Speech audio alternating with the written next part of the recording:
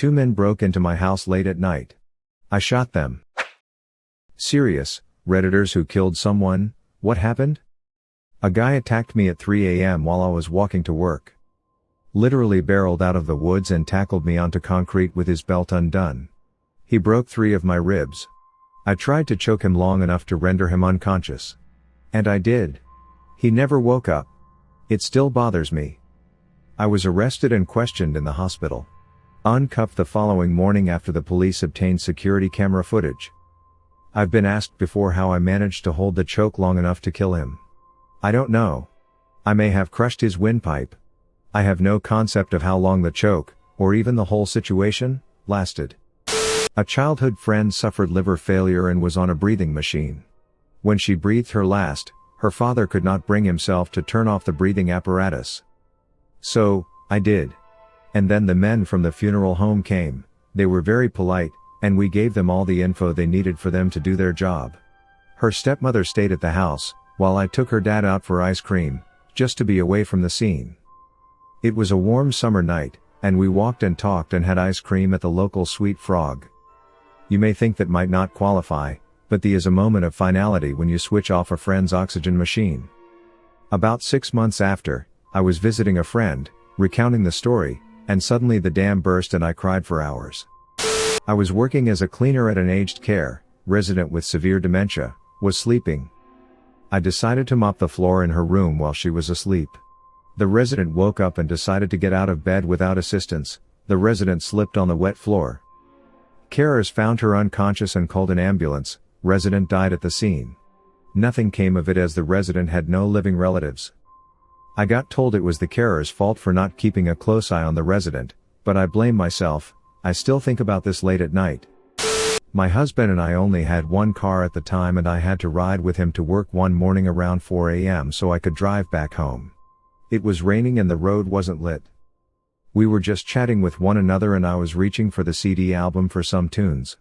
I looked up for a moment and thought I saw what looked like a crumpled up blanket or trash bag or something in the road, but I couldn't make it out at all. My husband was driving and couldn't see it at all. Neither of us got to see for sure what it was until the headlights got close enough, and by then it was too late to react. It was a man, curled up in a ball in the middle of the road, dressed completely in black clothing. I remember crying out just a half second before we struck him and went over him. It hasn't even dawned on my husband what had just happened, and I was screaming and crying in horror. My husband was also very distraught and was shaking. I told him he has to call 911 and get help, so he did. He got out of the car and went over to check on the man and see if he was responsive at all. Nothing. The ambulance and cops came. They asked us a bunch of questions and the whole routine. The news crews came out to film everything. That man died on the way to the hospital. This haunted me for over a year after it happened. A month or so later we found out that the man had abandoned his truck at a nearby gas station and walked away. He wasn't from the area either. We learned that 2 of his friends came down here to talk to him and tried to get him to go back home with them and get back into rehab, but he had refused and said he wasn't coming back. There was a lot of alcohol and meth in his system. I don't know what that does to a person when those things are mixed, but somehow this guy found his way into the middle of a poorly lit city street and curled himself up. I'll never know why he was there. I'm still afraid of driving on rainy nights. I don't think I slept well at all for a while afterward. I have to travel that same road to work, and now I always think about it when I pass that spot on the road. I killed my sister's unborn baby. We were teenagers and playing softball. I didn't know she was pregnant, and I hit a line drive she pitched to me. It hit her right in the abdomen. Home invasion. Physical altercation. I knocked him out, got my gun, shot once, he died. Police called it castle doctrine. I have no guilt. He made me kill him in front of my 7-year-old son. 11 years ago, my best friend and I started using crack. The addiction hit us hard. For 10 months straight we were basically driving our families bankrupt with very hard and constant usage. One night, Mike was unable to sleep. He tells me he hadn't been able to sleep for a week at that point. I told him I'd cut him off for a few days, as I was the one still managing to find money to get any. But then the night before he died, I went back on my word and gave him some. He used very little. I used my stash and ran out. The next day I had to leave to pick up some furniture for my grandma. He said he was feeling sick, so he stayed behind. On the way to where I needed to go, I stopped and got more crack. Picked up the furniture and went home. The whole trip took about 42 minutes. I was counting the time cause I had a short window to be out in the first place for reasons that are not important. I come home and call out to Mike. He didn't answer, so I assumed he was upstairs. My room was on the first floor while the rest of the house was on the second, and so decided to drop off Grandma's furniture before going back to my room. I enter my room and I don't see him immediately. Then I spot his legs sticking out behind the bed. He was out cold between the wall and bed, dying from an overdose. I pulled him out from there and then shouted at the mother to call 911. Cops came first. Ambulance about 45 minutes later. They picked him up, loaded him into the ambulance, and took him to the hospital. His mother came rushing to my house right before they took him. I got in my car and drove behind them. I told the doctors and everyone what was going on. Didn't care about my legal safety, just told him it's probably the crack. About an hour later I went home. 2 hours later his mother calls me to tell me he had slipped straight into a coma. 1 hour later, she calls again to tell me he had died. I tried to kill myself that night by smoking everything I acquired while I was out, all in a single sitting. I, clearly, survived. I've been clean since. I miss him dearly and will never forgive myself for what happened. I've had to twice. I worked at a gas station convenience store that my family owned in a state with extremely relaxed gun laws, so I always carry a gun. 2 separate times a man has tried to rob the store, once at knife point, dumb as hell, and once with a gun, and 2 times a man has entered the store alive and left dead. I think they assumed I'd just hand the money over since most convenience store employees don't get paid enough to care, but like I said, it was the family business, so I cared a lot. I knew we had cameras in the store, so it was an extremely easy decision, as the police had concrete evidence I was defending myself and the store, so there was no risk of prison, which is the scariest part of self-defense emo. Haven't lost a second of sleep over the bastards, and would do it again in a heartbeat. I didn't kill someone, but my aunt and her husband did. They were camping and asleep in their tent. In the middle of the night, some strange man slipped into the tent and got on top of her. She woke up and started screaming, so her husband grabbed his gun and shot the guy. They both immediately ran out and went to tell the man running the campground what had happened. By the time police got there and checked the tent, he was dead. Apparently, the guy they killed had been arrested, exactly a year prior, for breaking into a tent full of kids at some other campground.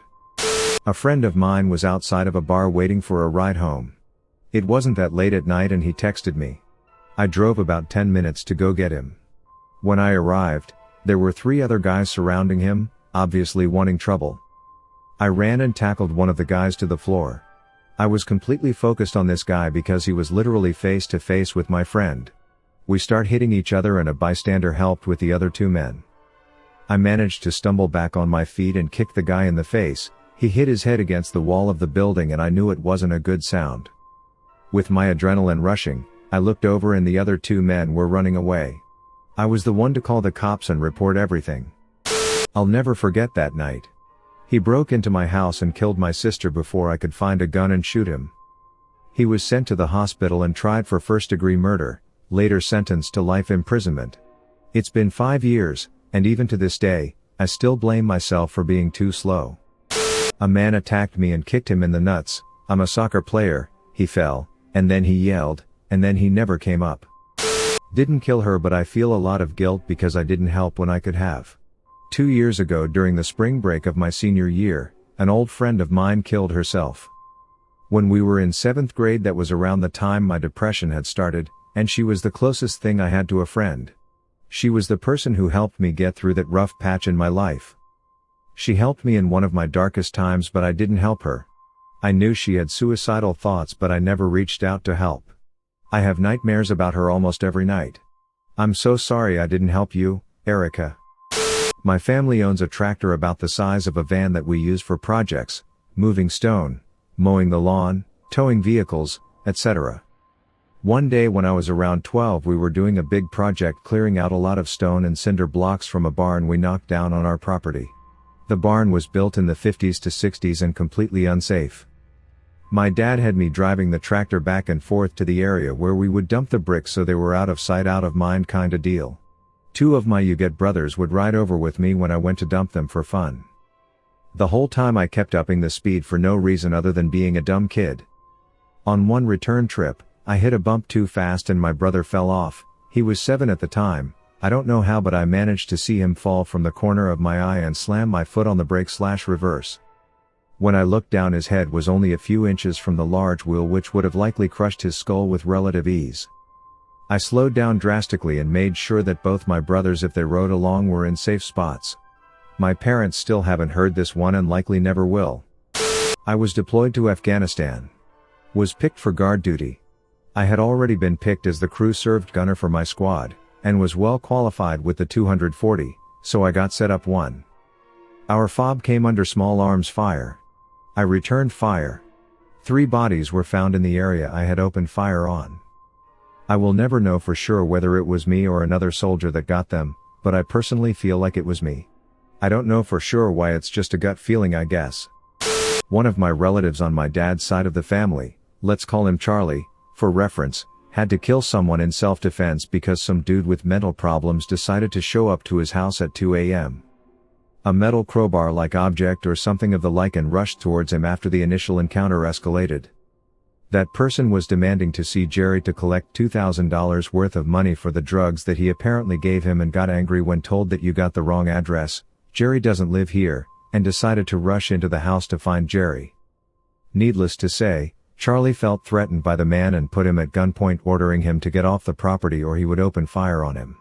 The man instead lunged towards Charlie and was promptly shot in the chest. The legal process was complicated and it took 2 weeks for Charlie to be cleared of any criminal conduct after intense questioning by the police, a thorough investigation into both the man and Charlie's history, and last month's worth of history, and some witness statements that were in line with Charlie's side of the story. He describes it as a very stressful experience that he hopes to never have to go through ever again. Killing someone is a very big deal, and even in cases where it was done in self-defense and with no criminal culpability, expect intense scrutiny from the investigating authorities and from everyone around you. I was walking to my car at around 2 a.m. after a late night drive because I couldn't sleep, and I stopped to get some food. I am getting out my keys when a teenager no older than 15 approaches me with a gun. He pulls it out of his hoodie and demands my car keys, wallet, and anything of value. I start to reach into my back pocket and I keep my concealed carry Glock 17 on my belt loop right above my back pocket. I pull it out and shoot the kid twice in the chest. He drops to the ground and lets out a weird sort of sighing sound. I used to be a cop and know instantly that I've just killed this kid. Everything after that is kind of a blur. All I really remember is the police, ambulance, and fire trucks arriving and the police questioning me. They confiscate my gun and about a week later I get it back. To this day I can't help but think where in this kid's life did something happen to the point where he's committing armed robbery at 14. I later found out his age and that he didn't have parents and was an orphan who ran away and stole a gun. The thing that bothers me the most though, is that he was dealt a shit hand in life and was most likely suicidal. The look in his eyes most likely told me that he didn't really want my stuff and that he just wanted to end it all. Why he didn't shoot himself confuses me. I was a soldier in Afghanistan during the surge about a decade ago. I was manning a .50 caliber machine gun on our truck at the time. We had been ambushed in the particular place we were traveling to numerous times before, however, I was never in the turret in those fights. Upon getting into a narrow gap in the valley I noticed a head bobbing up and down on a hilltop roughly 600 meters away to my front. These are big hills as well, just look up northeast Afghanistan.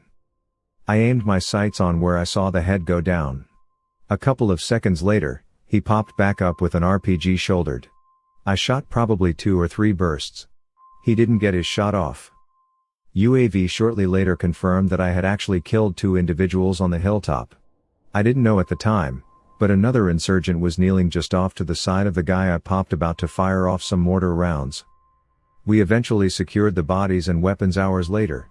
Both guys were pretty tore up. This was an almost kill. My mom and stepdad were going through a divorce and the judge issued him out of the house. My brother saw his truck there at lunch when he came home for lunch. So my told us where the gun was just in case. I had to stay home from school one day and the only one in the house. I was sick and sleeping in my room and I woke up to a glass breaking and I jumped and went directly into my mom's closet where the gun was. Upon entering her room, I saw someone trying to get into the bathroom window. The gun was always loaded, so I pointed the gun at him and saw that it was my stepdad trying to get in. I yelled to get out, I have a gun, as loud as could.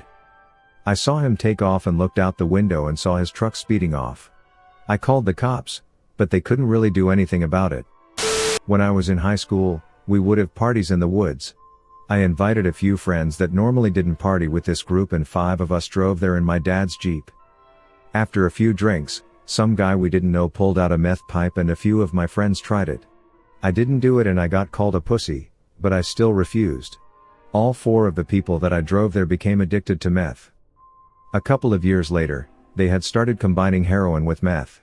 A batch of fentanyl-laced heroin came into town and 2 of my ex-friends died on the same night. The other 2 people have been in and out of jail for years now. I wish I could go back in time and smash that glass meth pipe in the gravel. Thank you for watching Reddit Space. Please subscribe if you love these Reddit stories.